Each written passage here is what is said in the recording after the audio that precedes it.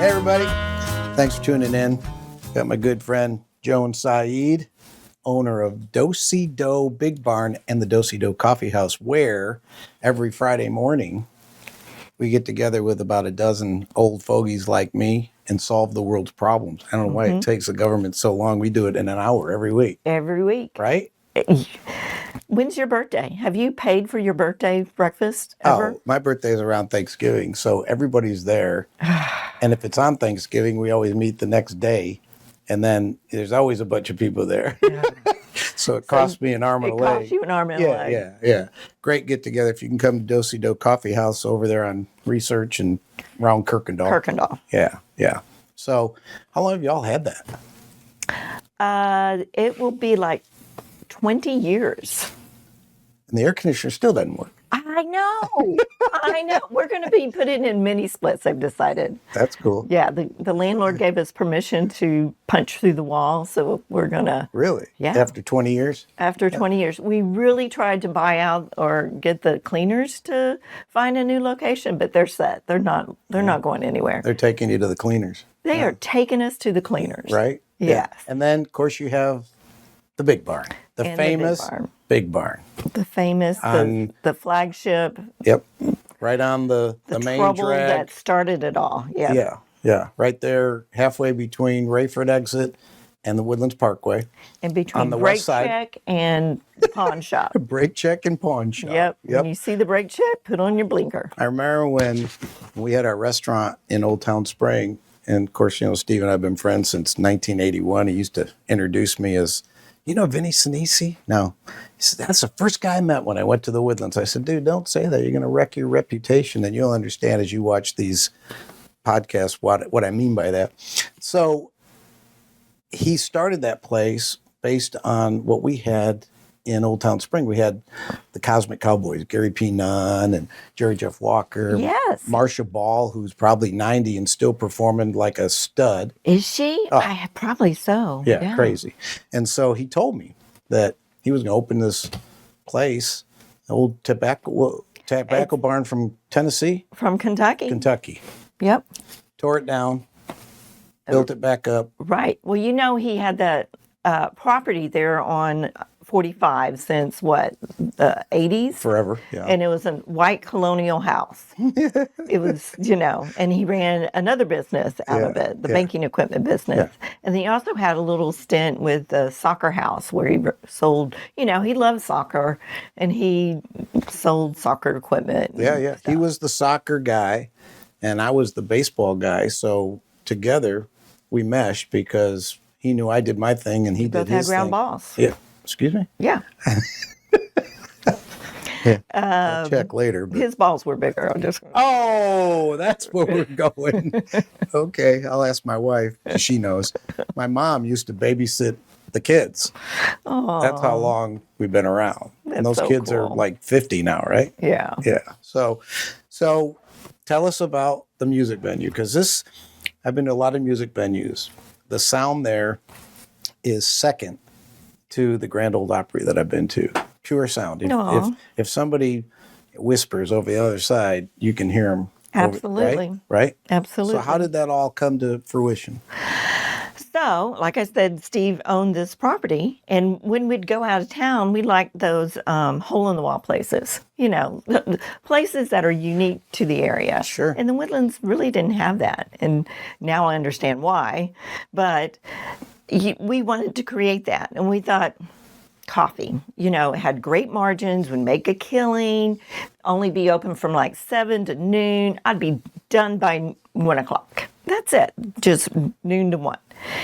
And, Steve used to collect mechanical banks. Oh, man, and a million of them. Millions of them, yeah. He loved that. It was a great passion of his.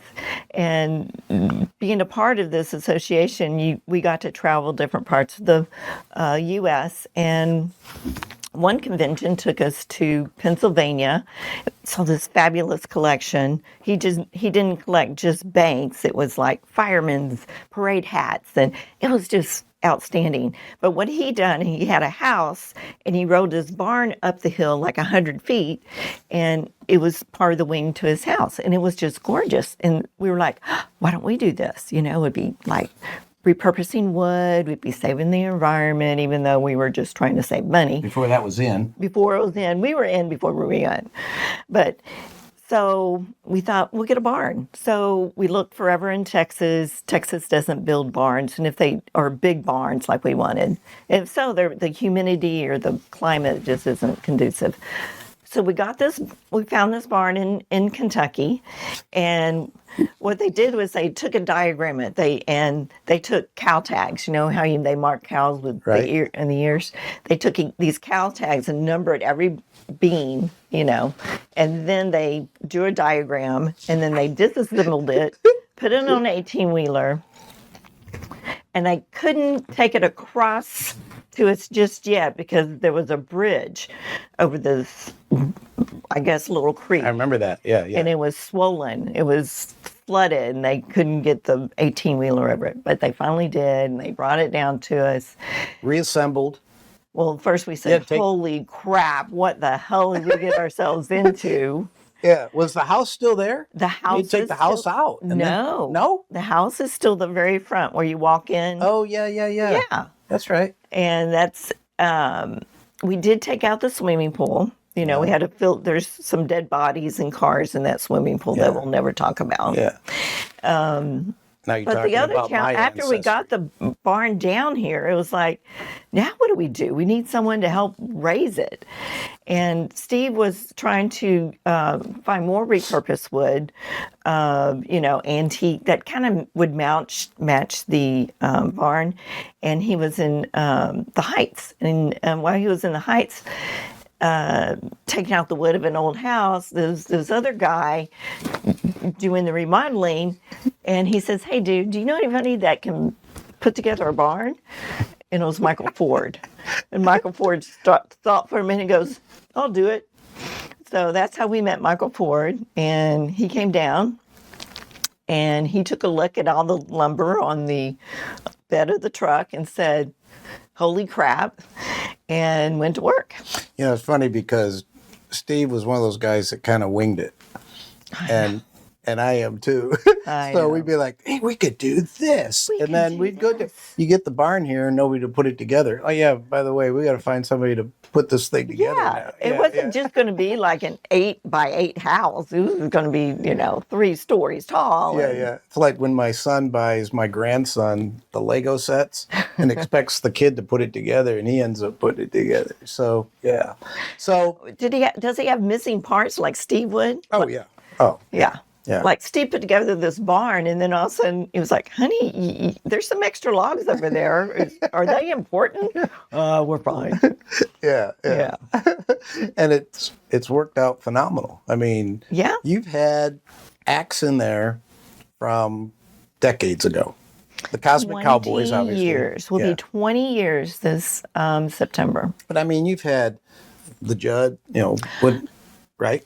Ashley Judd. Wynoni. Sorry, not Ashley. Right. He has a story. Steve had a story where he actually played racquetball with Winona Judd and what's her name that moved to Ireland? Rosie O'Donnell. Rosie O'Donnell. Yes. Yeah. Yeah. So, but what about, I've seen Robert Cray there. I've seen Dave Mason. These are all guys from, the 70s. Yeah. And they're still playing. I know. We get them on the way up and on the way down. Yeah. What's the best act? I don't want you to taint yourself, but what's the best act that you've seen come through that you were like, oh my God, we got to, because you've had comedians. We get, of course, country, that pays the bills. But, we have, rock or pop singers that come in. And I love that. I love the jazz. I just love the diversity that we offer. It seats like, what, 400? 426. Yeah. Yep. So, it's a matter of taste, your preference. My favorite has been Maggie Rose. Oh, it's all day long. I love Maggie Rose. We had Delta Ray. It's also a young band. They were on Conan O'Brien one night, and I said, "Steve, wake up! You got to get this band." And sure enough, he got this band, and they were awesome. You've had people that have been on American Idol or The Voice. Yes. Right? Yeah, they're very popular with Right. us. We so appreciate that they come. Yeah. Isn't that crazy? That's crazy. I remember Steve telling me that he said, when I first started this gig, he said I had to beg acts to come play, and then once they play, now we're booked up for a couple years. I know. People want to play. play. 2027 booked. Really? Yeah. Golly. Oh, cool. Well, we have who we have? We have one of my favorites coming, Mark Broussard. He's from Louisiana, and he is amazing. Got to get your ticket soon. Sarah Evans just booked. That's going to be exciting. you've had Tab Benoit there. Tab Benoit rocks Mike the house. Zito. Gotta love Mike Zito. I love those guys. They're killing it now. Killing it. Yeah. So y'all sell coffee. And I took a class from Steve about how to make espresso. Okay. And he's like one of 5 Gold Cup certified. Gold Cup certified coffee makers. Right. And 30 pounds of pressure. I remember I said that one day, a couple months after I took the class. I said, 30 pounds of pressure. He goes, "You remember that?" And I said, "Well, yeah, I listened to everything you say." And so he taught me about how to do that. And now we have an espresso machine at home. I tell my wife, I said, "Babe, you got to do 30 pounds of pressure." Well, she can't do 30 pounds of pressure. I said, "Well, just sit on it." So, no, that's not really what I said. So, So it's sorry, the babe. Specialty Coffee Association of America, and they're based out of Long Beach, California. And Steve and I think 2 or 3 other Dosido employees, including Michael Ford, went to this. He said you've class. got 4 out of the 5 Yeah, in Texas. And 4 of the 5 that work there. Well, 3 now, but you know what I mean. Yeah, I So, mean, speaking of which, tough year last year, it was a very tough year. right? Yeah. Lost our boy Lost our boy. in September. Yep. And I'm proud of you keeping it going, right? You had a lot of people that came to the To our memorial aid, event, and yeah. then, and had a GoFundMe. You still Yeah. have a GoFundMe? It's wind down. Yes. Okay. Yes. And so to grateful help for that. to help get you through the tough part of Yep. refinancing. Reorganizing. And like I said, I did not think we needed the GoFundMe. I did not. It was kind of embarrassing, I'm putting my ego out there. Right. I thought, why do we need this? But in the end, I was so thankful, so grateful. a lot of help. My heart just fills with the people Sure. that reached out to A us. lot of help with people like Kyle Hutton, who Kyle Hutton does his Dave- radio show there and That's his music radio show. show. Kyle is one of those true friends, man. I am so indebted to that gentleman. Good. And his whole family. Tara, you should have Tara on your podcast. She does a podcast. Okay, Tara, you're Tara invited. Hutton, do his podcast. Let's go. And don't bring Kyle, because You should bring Kyle too. I know Yeah. it. Yeah, absolutely. We've got quite a few people lined up that are really going to be, they're nationally known and not just great local people, but it's, that was a sad day. I heard about the news when I was at the beach. And, of course, What beach? Were you in Galveston? we have a place in Destin. Oh, okay. Yeah. And actually the producer of the show, Justin, told me about it. I'm like, Steve, who? I know. So, we sat around and we were talking on the beach. I think I had a gummy and a couple beers, and they were non-alcoholic and non-THC gummies. Yeah, sure. Why take them? So anyway, we were sitting around. I said, well, what do you, as we're growing older, what do you prepare for? My wife said, well, memory. People lose their memory as they get older.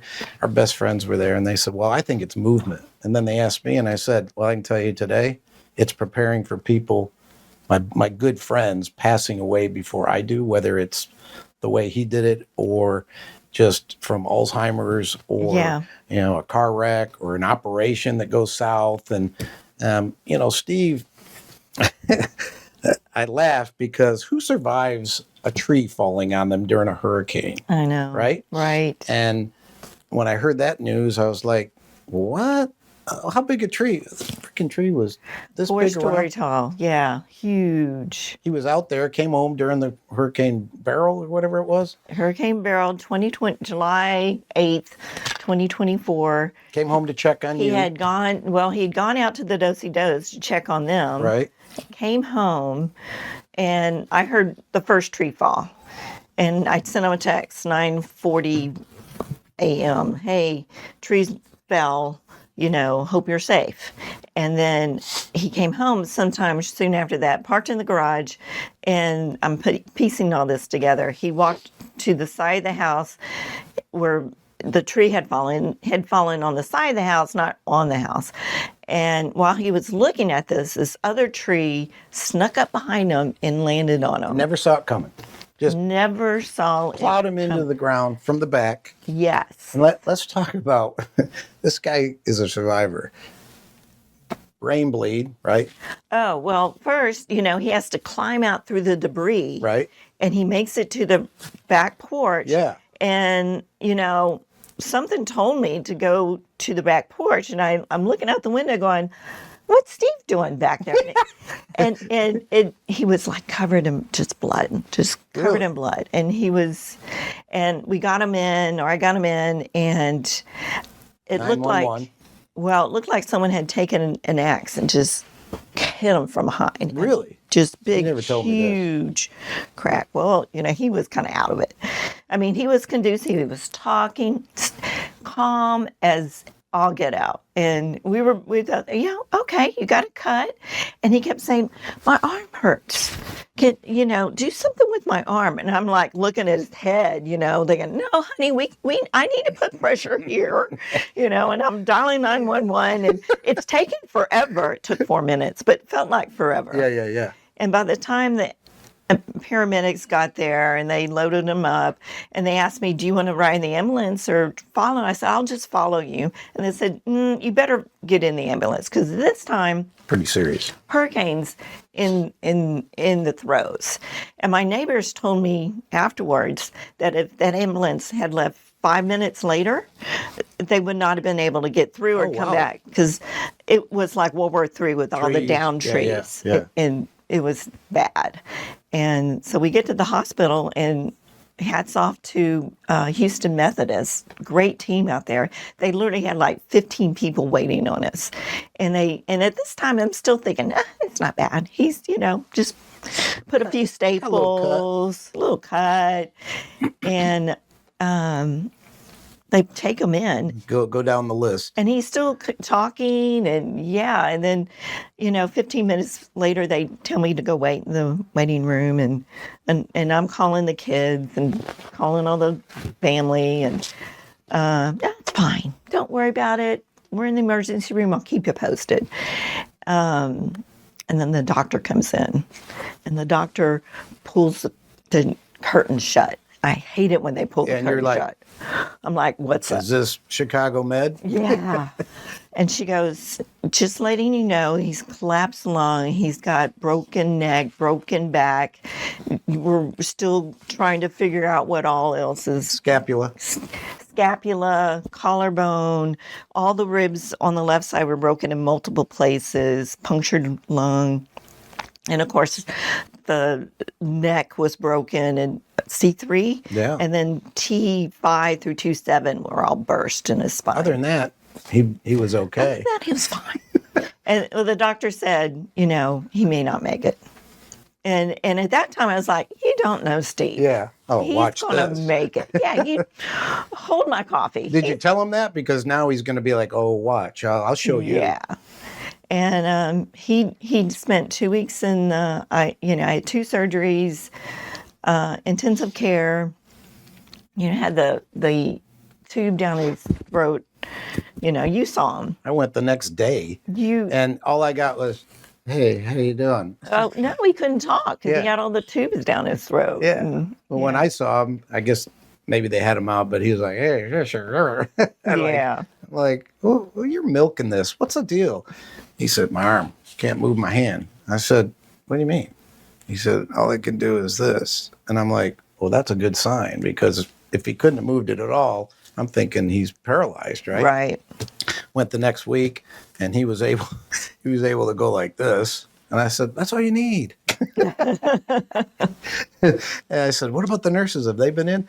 And then it went on and on. I went in there one day, and they're going to do a swallow test, Yeah. right? Yeah. Because they want to make sure that everything's working. He's not going to be like a stroke victim where you can't swallow. Right. And I said, well, you don't need me in here. And the nurse or person says, Steve, is it okay if he stays in there? He goes, he can stay. I'm like, oh, do I have to? And they got the monitor on there with this tube going down, and I can see his throat and all that. He's like, he pulls it out. And they said, okay, well, just relax, Mr. Saeed. We're gonna wait 5 minutes, and then we'll go in the other nostril. And I'm like, doesn't that go in down in the same throat? Yeah. And he killed it. They gave him applesauce. He coughed, drank water, had to say a couple things, had to cough.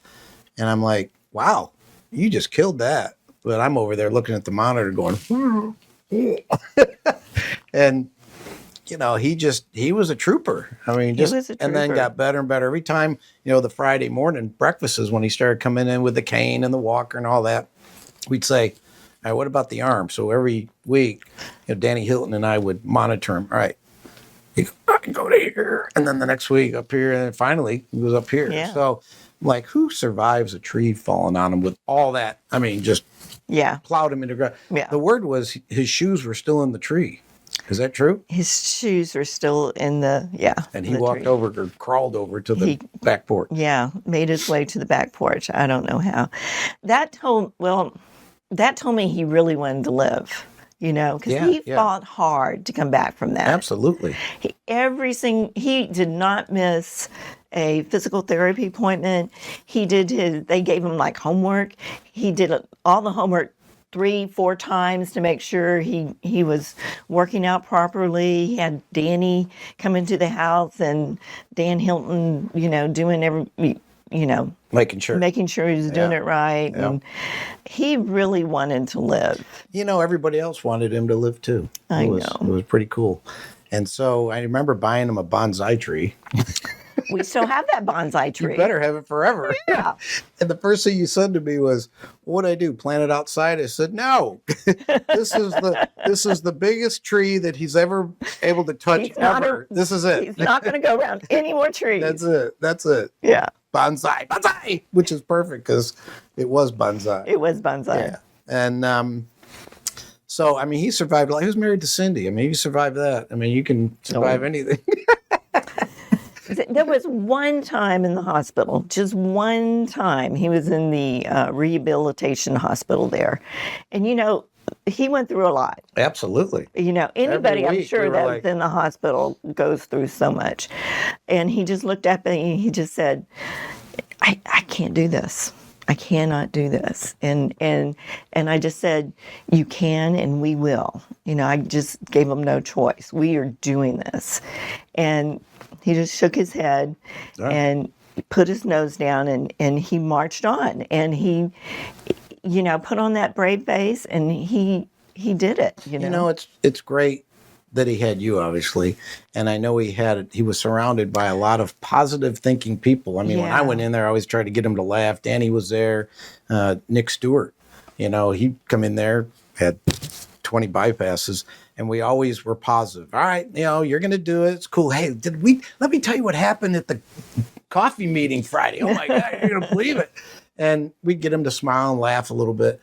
And I think that was really important for the healing process. Absolutely. Right? The poker buddies, the Friday morning group, all our family and friends. I just so blessed that they came to visit, and not just visit, but made him laugh and, encouraged him so. There's a kid on the internet right now. The deal is Vinny knows everybody. And this is the great-grandson of the guy that used to be the PR guy for the Woodlands Corporation, Randy Woods. His grandson had liver cancer. And I just happen to know the number one liver transplant guy in the country. I coached his two boys, and he did the operation last week. This kid, his name is Fitz. If you want to check it out, go to Facebook and look up Fitz. He is the most positive guy in the world, 9 years old, liver cancer. And he did a video every day, PMA, positive mental attitude. This morning, he's jumping up and down and laughing in the hospital. I'm like, healing really can take a whole different path if you're positive about healing. Mm-hmm. And, there are those days that are like, oh my God, I don't know if I can do this anymore. So anyway, it's a struggle. We lost Steve in September, and it was a terrible loss. I remember we had the memorial, and you said, Vinny, I don't want to make this a sad deal. And I said, oh, it won't be with me, because I can tell you that every day for the 45 years I've known that guy, I can never remember a bad day. I never remember him complaining to the point where, poor me, why me, all that. I think the worst day he ever had was when he couldn't remember your granddaughter's name. Yeah. And that was the funniest story ever. The first time I met the guy, he takes me up in his plane and turns the plane off. And like, oh, we're going to just, wait, what? And then starts it back up. And then on the way home from the music festival, he's trying to remember Phoebe's name. And I said, you don't remember your granddaughter? It starts with a P. I know it does. And he said, I'll call Joan. I said, you can't call Joan. She's not going to get fooled. Oh, yeah, I'll word it so that she doesn't know what we're talking about. So, I mean, that's why I say great times. Even during his worst days, he would tell me about it, but then we'd laugh about it. That's only temporary, big deal. So, yeah. And I think that's so important for guys to talk about their struggles, because I don't know. I don't think guys do that like women do. No. I think if you call... It's all good. We're good. If you call it like a men's support group, no one will show. Yeah. If you call it a whiskey bar, they all come and they share their feelings. Club. Or a morning breakfast club. And if anybody complains in that group, we're all like, shut up. You don't hear all that. But yeah. But I think it's important for guys to stay connected. His legacy is the big barn. I mean, that's why, I knew you had it for sale for temporarily, because you didn't know if it was going to make it and everything. Well, Steve had actually put it for sale right before. Yeah. He talked to me about it. And I was like, what? He said, yeah, it's time. I said, is it? And really, if you can go to Do-Si-Do Big Barn, go. Pick. There's something going on every night, right? There's some sort of event. There's a group in there or an act or something that... Thursday through Sunday. Monday through Wednesday might have a private event going on. Yeah, or an open mic night or... Does Kyle still do the... He does real live, real music recorded for the radio show, which is amazing. Right. About twice a month. Yeah. Okay, cool. So if you get a chance, go to that place. Go to DosiDoTickets.com. Let's talk, what is it? DosiDoTickets.com. DosiDoTickets.com. Let's talk about the coffee, because Steve gave me the education, and he said, well, you got to have Arabica coffee, right? Is that how you say it? Arabica? Sure. Yeah. And he said, well, the espresso beans we sell are different than the regular coffee. I'm like, what? He said, yeah, it's a whole different bean. I said, it's not the ones where it comes out the monkey's butt, is it? No. Cat. But the cat's butt. So I like it. I got hooked on it. And my wife will go out, and because we have that espresso machine, she'll go out and buy like Dunkin' Donuts, which is pretty good. And then we've got these other freebies. Yeah. Pour it in there and grind them. Really, it's terrible. So, well, our beans are fresh. I mean, we buy them green, and then we roast them right there on site. And we used to ship out 100 pounds a day before COVID. Yeah. And we used to provide it to different oil and gas companies to use in their coffee bars and stuff. Yeah. It was awesome. Then COVID happened. Right. But yeah. Okay. And I'm hooked on it. I think it's the best coffee that I've had, right? But then again, you're sitting here, so I can't say anything different. So you better not. Yeah. All right. So let's talk about the loss of our buddy, Steve, your husband for 26 years. How'd y'all meet? Friend of a friend. Oh, Yeah, we just met, blind date. And when we first met, he sat there like this the whole time, and I thought, defense. yeah, I'm not letting anybody I in. don't know about this. And it started slow. And first time I lived in Memorial. He lived, in Montgomery County. It was like Forever. geographically undesirable. Yeah. I cannot continue to date this man. And then within 6 months we were engaged, and it was just true You see love. what I mean? How God puts people in your path, and it's like, Who knew? Right? Who knew? It was literally the best 26 years. I've just so grateful I had him in my life. So grateful I was able to find Right. that true love. The tree incident in July was kind of like the beginning of the end, because he fought so hard during that time. And him, he was always positive. You never saw him down. Every now and then he would crack to me and let me see a glimpse of the pain. sure. The neck, he would ask probably every other night, can we just see if the doctor will take out the hardware? The back just hurts so much, I can't sleep. And literally he would go days without sleeping. Never complained, except for every now and then. But always a smile, always trudging forward. COVID was a big hit on Do-Si-Do, the business. Then we had the music festival, another big hit on the business. He got tangled with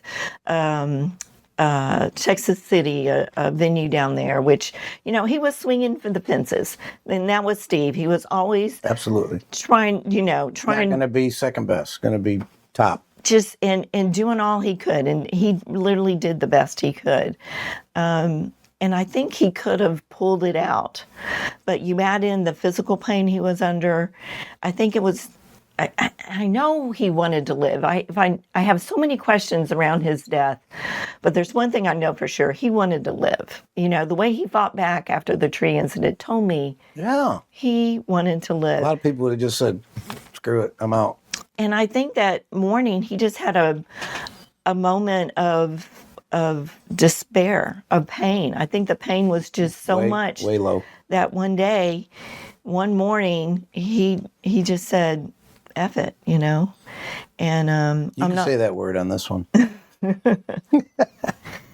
Yeah, like I said, I'm on the beach and Justin sent me a text. Steve does. Well, what are you talking about? I know. Because it was his birthday the week before. Yeah. And every year I'm always, happy birthday, dickhead, or, oh, I can't believe you lived another year. What the hell? How do you do it? Yeah. Because he was a couple years older than me. And I didn't hear back from him. Usually it's, an emoji or he'll flip me the bird or something. And with that, I was like, oh, okay, silent treatment, right? And then a couple days later, finally, all right, thanks. I said, that's it? Thanks? Come on. He says, all right, I'll see you soon. And then a week later. I'm finding out that, someone that's thinking about suicide is not always depressed. They're not always talking about gloom and doom. Sometimes it's someone that you say, how are you doing? And they're like, I'm fine. Someone that You hear that all the time. I'm fine. The veterans and the people that are bullied online. I never saw that coming. I mean, I said that was the last guy I thought would take his own life. Yeah. And it said sometimes I guess it gets to a point where you just can't take it anymore. And that sounds like what you were saying. Just that one day I was like, okay, I've been working at this for a few years, trying to get back on track, and I feel that way every morning when I get up, and I sound like the Rice Krispies Research and Development Lab, snap, crackle, pop. I'm like, oh God. Yeah. So, and with him, everything broken. Everything broken, the pain, the loss financial pain. Yeah. And people called me. What happened with Steve? I said, he died. Well, how did it happen? I said, well, I don't know. And I'll find out eventually. I said, but that's not important. I said, it doesn't matter if he, disintegrated or if he killed himself or if he fell out of a plane that he turned off with me. Yeah. I said, he's gone. And I'm just going to cherish the times that I did have with him. Yeah. I don't have a lot of pictures of Steve and I, because Steve is one of those guys that when you meet him in 10 seconds, either you're going to be friends or you're not. And, with me, usually the opposite. But he and I just hit it off right away. And I was like, oh, this guy's pretty cool. And, there's those other guys that you meet and you're nice to them. And 5 years later, you're like, God, I want to be this person's friend and I want to like them, but they suck. Right? And you're still nice to them, but you're not going to go have a beer with them. And I don't know if Steve and I ever had a beer together. Well, he didn't drink that much. He didn't drink, and neither did I. It was like we were. Don't take it personally. Yeah, we were more into making fun of people. Yeah. So I'm traumatic. I'm not an expert on this subject. All I can say, my opinion as a widow of someone that committed suicide, is keep in touch with your man or your significant other. Ask the deeper questions. Just when they say I'm fine, saying, what was the hardest part about today, or tell me about the fine part. Yeah. Ask a deeper question, because I thought I knew Steve. If he had an itch, I knew it was his right foot. Yeah. And obviously, I didn't know him as well as I had. Do you feel like? Do you have any guilt? Like, God, I should have known. Oh yeah, so Really? much. Really? So much guilt. So much. I should have. How did I miss that? That's what I was thinking. What? I just Yeah. talked to him, and he didn't. I've talked to him for 45 years, and I've never seen that in him. Nothing was different up until the time that he passed away. I was like, Well, all I can say, if I missed it, you have a free pass, because I literally think I knew him better than yeah, you anybody slept else. with him. I slept with him He asked every me, night. but I didn't know. He He would. Sometimes people have play things close to their chest. Yeah, he you did. just don't Yeah. know. And again, I think it was just a moment of weakness, a moment of pain that he just didn't see another way out. he left you a note. He said, He Right. left me a note. and left you with some financial, really benefits. Right? Go cash this check. Yeah, which I didn't. Sorry, Steve. But it all went back to do-si-do. Nice. Yeah, he wanted to make sure you were taken care of. Yeah. Duh.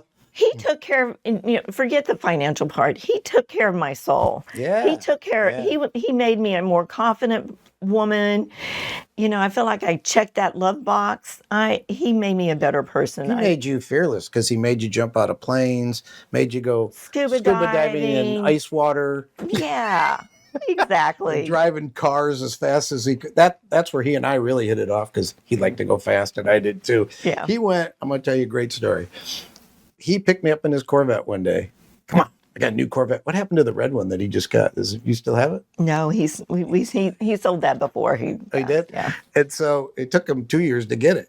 So he picks me up in his Corvette and he says, come on, let's go for a ride. We go down to the Hardy Toll Road. This is the Hardy Toll Road before it opened. So there were no gates. It was just the road. There was no toll booth or anything. And we're going 120 down the Hardy Toll Road. I said, dude, we're going to get caught. And he goes, this is a perfect time to do it. It's not open. There's nobody on here. That's a good deal. And that's the way he lived his life. Full throttle. Full throttle. Yeah, the plane, the skydiving. Paragliding. Did he do the paragliding? Everybody decided not to go, and he said, well, I'm going to go. Well, they made him go first. And everybody else said, no. No, we're not doing it. Yeah. Yeah. Yeah, he was 70 when he learned to paraglide. Who knew? But you know what? I'm almost 70, and it doesn't matter. You know, it's like Clint Eastwood says, don't let the old man in. Yeah. You live forever. If you didn't know how old you were, would you know how old you were? Right? You wouldn't know. Yeah. Okay. Well, keep in touch with the buddies. Oh, Yeah. Yeah. It's important. at first it was like, well, don't need to go there anymore. The reason, how I found out about that, I went in there to pee and get some coffee one day, I don't know, 10 years ago, and he was sitting at the table with a bunch of guys. We had kind of separated for a while because his life changed, my life changed. We moved, he didn't. And I walked in. By the time I got to the table back there, I heard him tell all the guys, "Whatever you do, don't talk to this guy." And I said, "Yeah, including you." And I kept going right past and went to the bathroom. And I came out and said, "Well, what's this all about?" He said, "This is our Friday morning breakfast club, and you need to start joining us." And I said, "Okay." So I started going. And what a whole umbrella of personalities in Oh there. yeah, y'all have everything in that gamut. And people, some days we get going, and people in there are like, "Whoa, I want what they have." We're like, and when it would be his birthday, I'd get up and say, "Can I have your attention, please, everybody?" We'd sing happy birthday to him, or if somebody got married. Aw. Yeah, it's a good time. So yeah, we're going to keep that going. I used to go just because I knew I'd going to see him. Oh, So when he passed away, I was like, do I really want to go anymore? Because he's the guy I really go for. And then people said, well, you got to keep coming. I mean, we need to have you there just to keep his legacy alive. So yeah, that's a good deal. Yeah, he's a good dude. he's a good dude. Yeah. So what's going forward? Where are we? So moving forward, like I said, we have events planned all the way through 2027. It's not on the market anymore. Thank you, GoFundMe. And it's business as usual. I'm so grateful to have Gabe Leal, our director of operations. Gabe, Brad Saeed, is handling everything else. We have an executive chef that is knocking it out. I mean, so people can buy tickets for a show, say on Friday night. Yep. And they can get dinner. They have the option of either, if it's a cover show, they will have the menu. They can buy a la carte, whatever they want, or not, whatever. A lot of shows are dinner and show, what we call it. You get a 3-course meal included in your price. And they get a choice on the. Everyone gets the chicken, same. fish. Yeah, everyone gets the same fufu salad, and then you got a choice of like 4 entrees. Always have a gluten-free, always a vegetable option, and then a choice of 2 or 3 desserts. Yeah, and then soft you get the beverages. show. And a great show. Plus, they have alcohol. And we got a full bar. Yeah. Can't go wrong. That's why when Steve told me I'm going to open up a coffee shop with Cosmic Cowboy, I said, you know how much coffee you got to sell to pay those guys? And he made it work. He made it work. Everything he touched, he made work. I mean, when he was doing the money counting machines, when I met him, I was like, you do what? He said, they count $100 out or $1,000 or whatever it is and wrap it up and everything. Yeah. I'm like, awesome. Yeah. So, okay. So what's the next best show you got coming up in the next, say, 30 days? Or are there well, have you made Valentine plans yet? You should come see Josh Weathers. He's going to be playing for Valentine's Day. Oh, wow. Yeah. We have Texas Flood. We have Texas Flood, and I've seen them. Oh, they rock, man. That is Stevie Ray Vaughan. Awesome. I mean, that guy's really good. Jake Bush is going to be in the house. Texas Flood. I told you about Mark Broussard. Hopefully we'll have the Bacon Brothers back in the fall. We're working on that one right now with Kevin Bacon. Yep. Oh, so cute. Yeah, he was a sellout, right? Yeah. Most of those shows are sellouts anyways. Yeah. God. Yeah, Kevin Bacon. Did you hear what we did the first time he came in? Probably. What? We everything on the menu had bacon. Oh, yeah. Salad had bacon, bacon wrap, pork loin, bacon in the chicken fried steak. Even the dessert had bacon. Whose idea was that? It was Steve's. Of course. And then we have a knock on the door, and a pizza delivery guy for Kevin. We're like, some stalker. And we had, did Mr. Bacon order a pizza? He goes, yes. He goes, he doesn't eat bacon. I was like, oh, great. That's crazy, isn't it? Yeah, he doesn't. Apparently he has a pet pig, so he therefore doesn't eat bacon. So. Oh, wow, crazy. But such a nice guy, so nice. So we learned our lesson. Second time he came in, no bacon on the menu. Nice.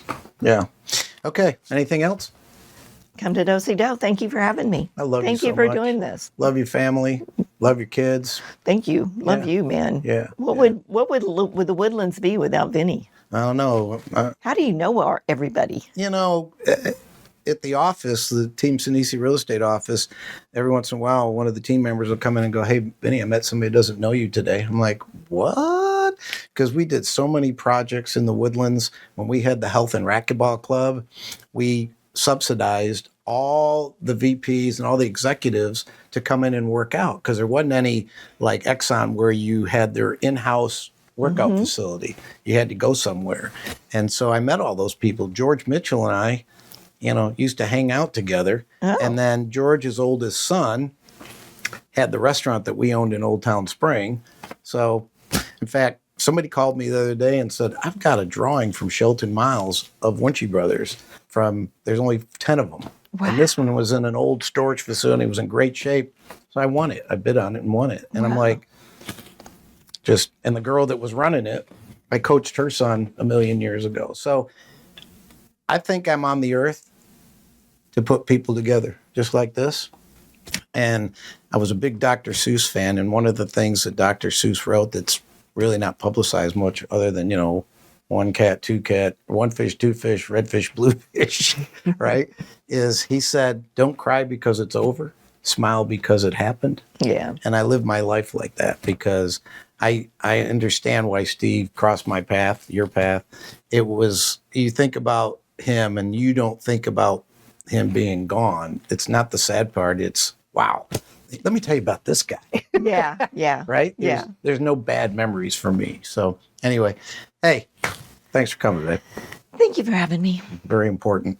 All right. If you want coffee or you want tickets to a show, Do Tickets, TICKETS Yes. .com. What if they just want to order coffee off the... They can go to our website. It's all listed there. Or come to our box office or Do Alden Bridge. Right. Buy it there. Yeah, that's where I get mine. And it comes in 1 pound bags. 1 pound bag, not the 8-ounce size that they're and trying to... you can get more, please.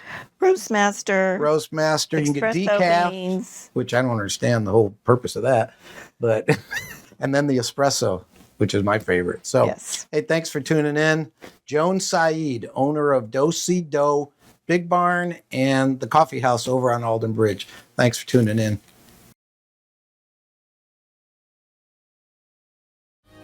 Woo!